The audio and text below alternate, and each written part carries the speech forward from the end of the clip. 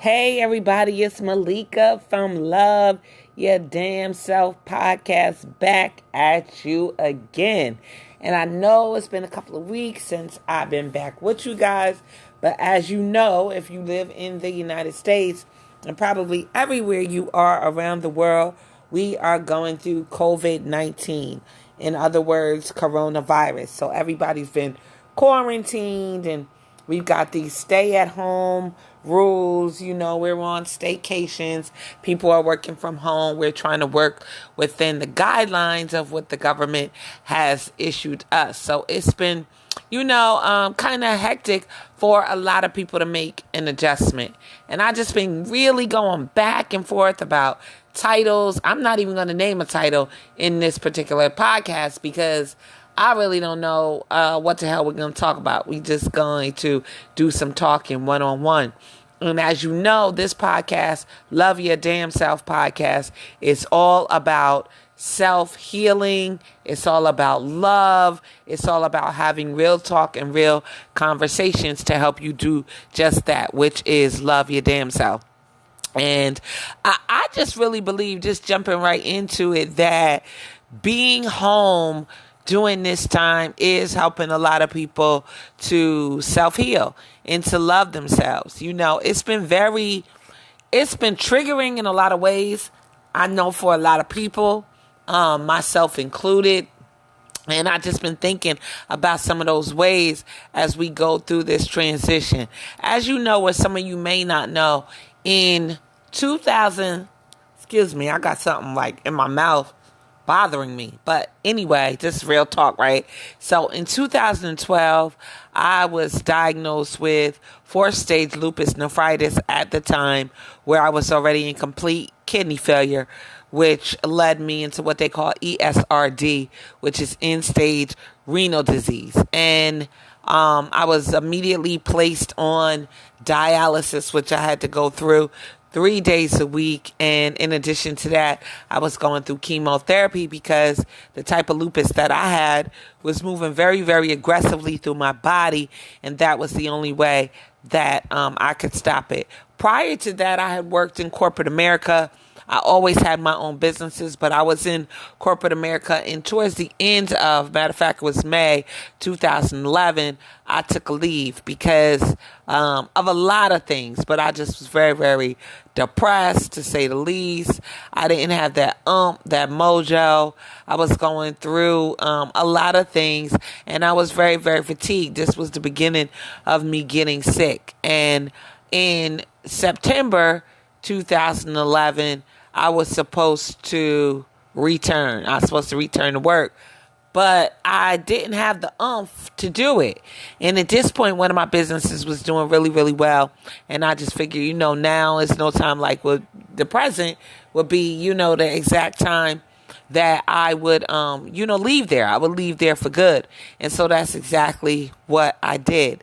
Now I'm telling you the story because it's story time. Now you got to grasp the lesson. When I left, I was at the Pinnacle, the Pinnacle, the zenith, the top of my game. Everything was going good in corporate. I was a corporate superstar.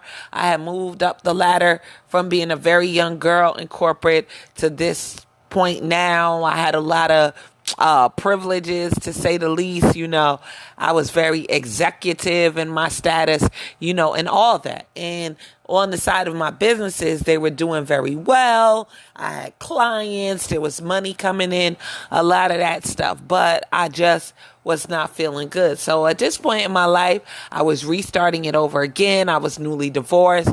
I was basically living single on my own and raising my girls on my own, and not present, to say the least, not present, certainly worrying about my future, and certainly, still trying to do things to fix my past. That's what was going on with me. And when that happened to me, when I got diagnosed, at first it was like a shock.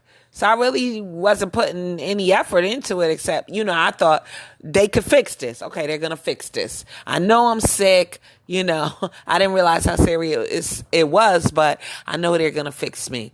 And as time went on, and I realized, this is not going to get better, and every prognosis I had at that time was doom and gloom. I mean, the shit was dreary, it was very dreary, before I began to think with my real brain and get some enlightenment on how to pull myself out of this situation. It was really, really dark. But my point to all that is I came from a lifestyle where I was going, right? I was having a conversation with one of my mentors today, and I was telling him, I came up in a generation where, our parents, blood, sweat, and tears, and their parents, blood, sweat, and tears, and they wanted something better for us. They wanted for us to have same equal rights in this country and to fit into society. And for so long, I wanted to, assimilate what was going on in the world. And I just wanted a white picket fence and to get married, have 2 kids and a dog, nice cars and some money in the bank. And, that is what I thought, my kids to go to private school and have the best education and yada, yada, yada. So that's what I strive for. And that's exactly what I got. And that's exactly, the lifestyle that I had lived and was accustomed to living. And everything, it seemed like, in my life, not only was it difficult, but it was far away. Like, work was far away. Church, I was in organized religion at the time, was far away. My family was far away. And I was always going back and forth and forth and back and forth and back. So I attribute my tiredness to that. Like, I'm a wife, I'm a mother, I'm a this, I'm a that. So, black women, black women, I'm a black woman. Black women are tired. Like, they got a lot of shit to do. My mama was tired. My grandma was tired. My auntie was tired. My godmama was tired. Everybody that I knew and saw was tired because they was a black woman just doing a lot of shit. So I attributed my illness, to the way that I was feeling about my illness, my symptoms rather, to just normal shit, right? And I wasn't really taking it seriously. And so living like that for years and years and years, just going and going. I grew up in what we call up top, the New York, New Jersey area, where everything is going at a fast pace, going. And if you know anything about my life, it wasn't all pleasantries, right? It was a hard life, hard enough life coming up, right? Very sad, very depressed. I'm not going into that, right? But it was, and I had suppressed a lot of the trauma that I had lived throughout my life into my body. And so my body started having a reaction. And I lived like this for many years until my body basically just crashed. And that's what happened, with my autoimmune disease. If you know anything about autoimmune diseases, then you will see that that's one of the main things that they find with the commonality of the people that suffer. There's usually a lot of trauma that these people have gone through and have suppressed. And the body just turns on the body, and it's a crazy thing. However, so coming out of this fast-paced lifestyle, not knowing how to understand how to slow down, how to understand, how to relax, how to relate, how to release, I didn't understand how to do that. I'm sorry, y'all. I didn't put my do not disturb on, so my phone is just going. I don't really feel like doing it. It's just a beep, right? And so I say that to say I can relate to people who are going through a slow down now, or they feel like, they're at home. They can't go to places they want to go. They can't do the things they want to do, and I went through that. I've gone through that.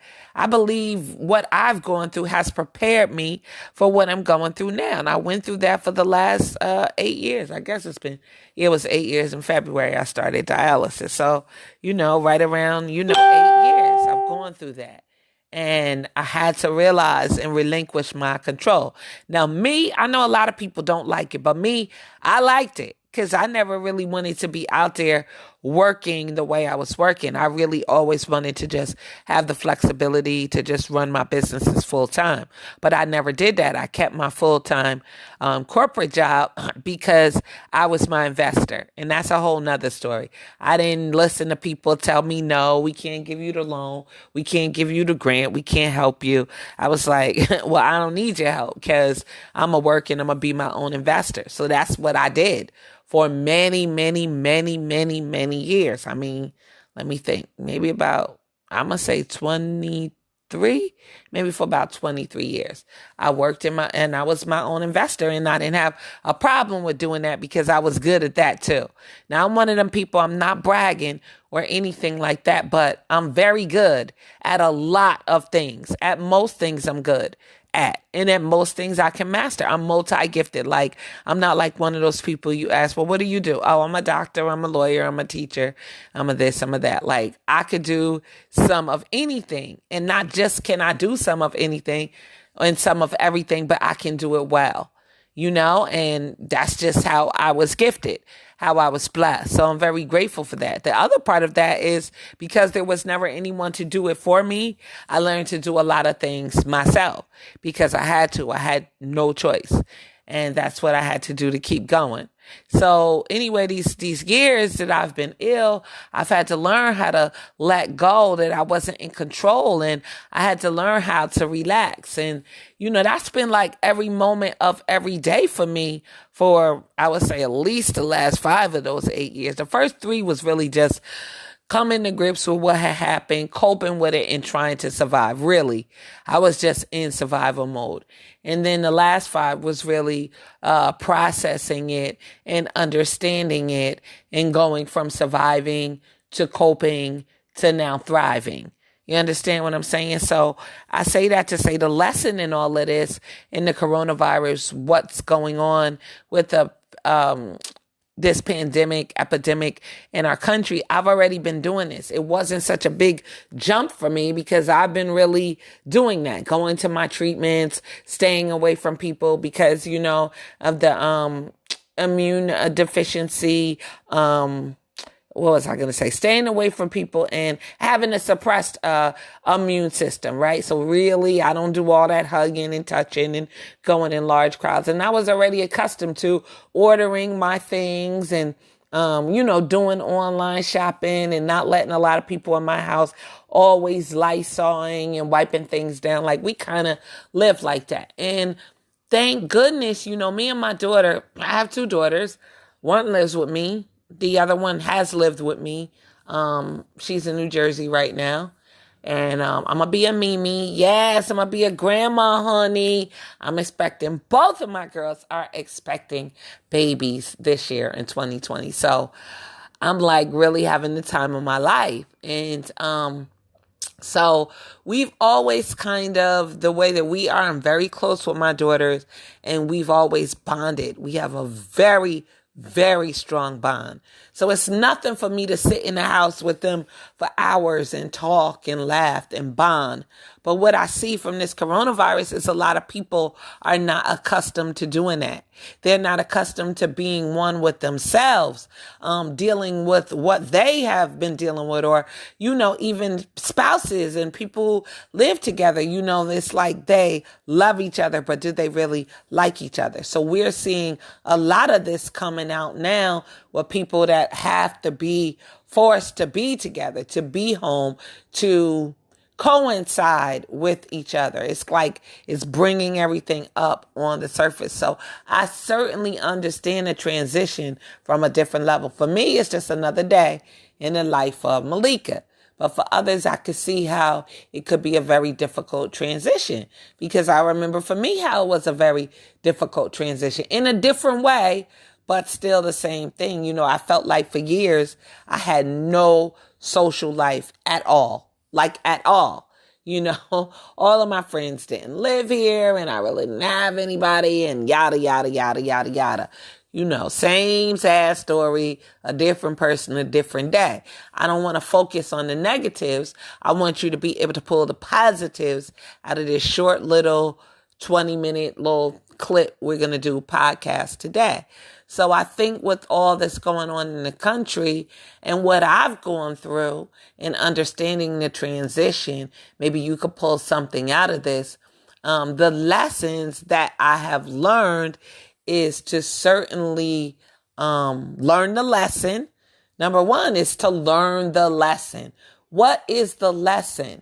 And I think a lot of people are so focused on, which I was too. It was like for a large part of my life, how am I going to get back? How am I going to get out of this situation that I'm in, which is being ill, to get better, to get back to the way things were. Like, I want to go back to my life. I want to go back to how it was. I want to go back to that normal, and not understanding for many years to come that it was never going to be back to what it was. I was going to have to accept and embrace the new normal.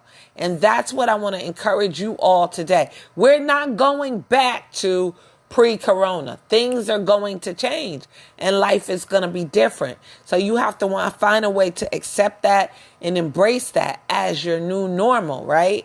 And then the other thing that I would say is, one thing that I highly regret in all the years of running and doing and trying to assimilate, people always ask me, do I have any regrets in life?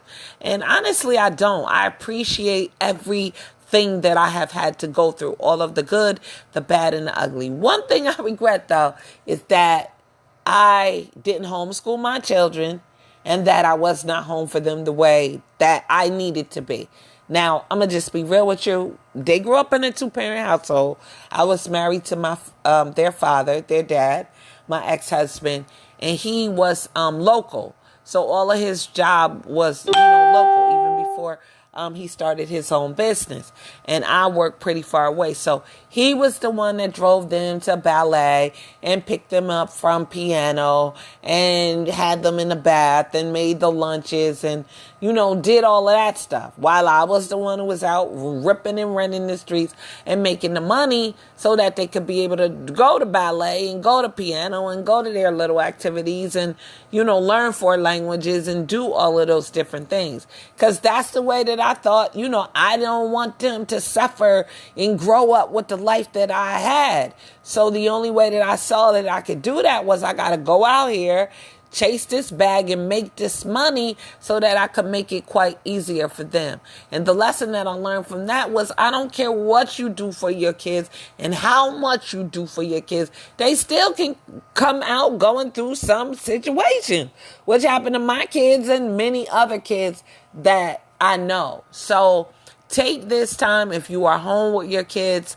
and your family, your spouse, your partner, to love them and to appreciate them and to just enjoy being in the present and not being so focused on, I want to get back to the way things were. I want to get back to work. Like, you're going to get back to that. You're going to get back to doing that and doing the rat race. But one thing that you cannot change, you cannot replace, is the most precious commodity in life, and that is time. And I'm telling you from being on the other side of that. I'm telling you from facing my mortality every day.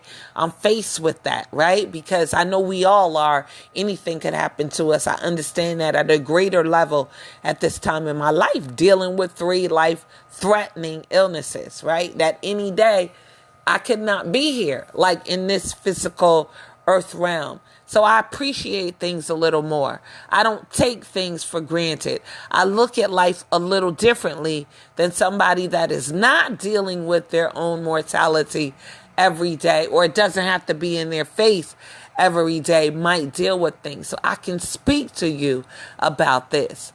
And I want y'all to begin to think about your new normal, how you want your new normal to be, what you want your new normal to look like. And hopefully you can take some things that you've learned through this time and what we're going through in the world and apply them to your fast forward, to your future, and really, I see a lot of people complaining and whining about what's going on, but we ought to be really thankful. In all things, I believe in giving thanks, because you can find something to be grateful for in every situation. No matter if you think this is a hoax, or the government did it, or some other government did it, or they're trying to wipe out our people, or it's fake, or it's real, or whatever you think about it, you have to get the lesson. What is the part that you play in what is going on right now? How do you survive in the matrix of what's going on right now? And how do you move forward with the information that you have right now? Knowledge is power, and wisdom is applied knowledge. It's being able to take what you know and apply it to your life, and hopefully give it out like I'm doing now to someone else. I believe everything I've gone through in my life. I used to cry and whine too and say, oh, I just don't know. Why do I have to suffer so much? Why does my life have to be like this? Yada, yada, yada, yada, yada. But now I understand it's not just all about me. It's for my children, and now their children and their children's children, that they might learn a lesson through my life. Maybe I was resilient. Maybe I had a lot of perseverance. Maybe I had a lot of strength that they saw, Maybe I had a lot of love that I gave out. So I just wanted to leave you guys with that today for our Love Your Damn Self podcast. Remember to speak your truth, live your truth, and be your truth. And then eventually you will get around to that self-healing and that self-love and begin to do what? Love your damn self. It's Malika. I'm out.